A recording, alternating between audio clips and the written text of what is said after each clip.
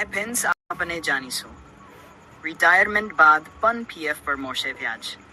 ઈ પહેલાં હમારી એસબીજ royal YouTube ચેનલને subscribe જરૂર કરે તો દોસ્તો આપને જાણીએ ઈપીએફઓના નિયમો જાણો, નહીં તો થશે નુકસાન જો તમે નિવૃત્ત રહ્યા છો અને ઈપીએફઓ સભ્ય છો તો ધ્યાન આપો.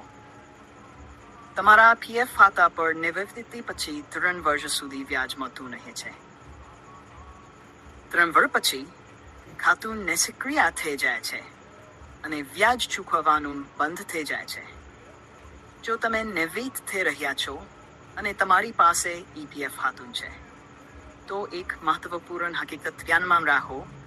કર્મચારી ભવિષ્ય નિધિ સંગઠનના નિયમો અનુસાર તમારા પીએફ ખાતા પર નિવૃત્તિ પછી ફક્ત 3 વર્ષ સુધી વ્યાજ મળશે.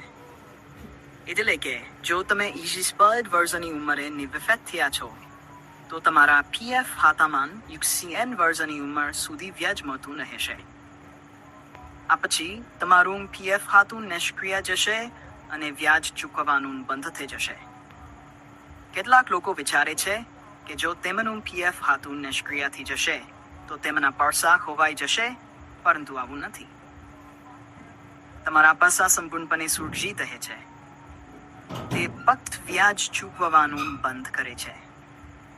આનો અર્થ એ છે કે જો તમે નિવૃત્તિના 3 વર્ષ પછી તમારા પીએફ બેલેન્સ ઉપાડશો નહીં તો તમારી ડિપોઝિટ રહેશે, પરંતુ તમને વ્યાજ મળશે નહીં. તેથી નિવૃત્તિના 3 વર્ષની અંદર તમારા પીએફ બેલેન્સ ઉપાડવા અને વ્યાજ મેળવવાનું ચાલુ રાખવા માટે તેને અન્યત્ર રોકાણ કરવું મહત્વપૂર્ણ છે. નિવૃત્તિની જેમ જો તમે તમારી નોકરી છોડી દો છો તો તમારી પીએફ ડિપોઝિટ 3 વર્ષ સુધી વ્યાજ મેળવતી રહેશે.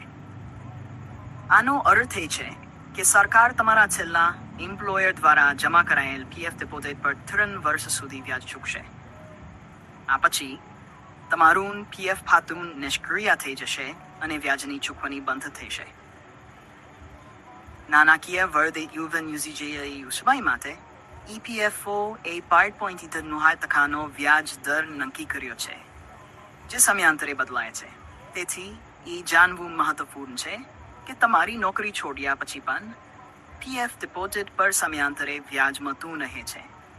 ઈપીએફઓ એ કર્મચારીઓ માટે મુશ્કેલીઓ ઘટાડવા માટે પીએફ ઉપાડના નિયમો સરળ બનાવ્યા છે. જો તમારો યુએએન સક્રિય છે અને તમારું કેવાયસી પૂર્ણ થયું છે તો તમે તમારા ઘરે બેસા ઓનલાઈન પીએફ ઉપાડી શકો છો. આ કરવા માટે ઈપીએફઓ વેબસાઇટની મુલાકાત લો અને તમારા યુએએન સાથે લોગિન કરો. પછી ઓનલાઈન સેવાઓ હેઠળ દાવા વિભાગમાં જાઓ. તમે તમારી બેંક વિગતો ચકાસીને અને કારણ પસંદ કરીને તમારો પીએફ ઉપાડી શકો છો. ઓટીપી ચકાસણી પછી ભંડોળ જેડ દિવસમાં સીધા તમારા બેંક ખાતામાં જમા થઈ જાય છે. જો તમે ઈપ્લેન ઉપાડ કરવા માંગતા હો તો તમારે તમારી નજીકની ઈપીએફઓ બેસીસની મુલાકાત લેવી પડશે અને ફોરમ 1010C અથવા સંસીવેદ ભરવું પડશે. તમારે તમારા ઓળખ કાર્ડ અને બેંક પાસબુકની નકલ જોડવી પડશે. તમારે કંપની પાસેથી સહી અને સ્ટેમ્પ પણ લેવાની જરૂર પડી શકે છે. આ પછી તમને 7 થી 7 દિવસમાં ભંડોળ પ્રાપ્ત થશે.